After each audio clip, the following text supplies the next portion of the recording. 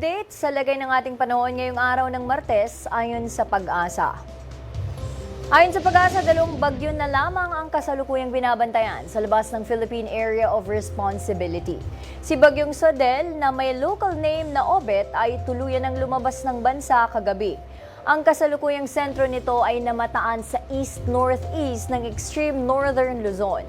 Kahit nasa labas na ito ng PAR, ay posible pa rin itong palakasin ang epekto ng habagat.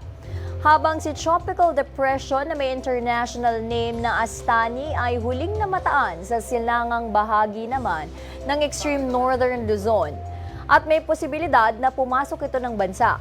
Samantala, patuloy na umiiral ang habagat sa bansa kaya asahan pa rin ang mga kalat-kalat na pag-ulan sa ilang bahagi ng Luzon.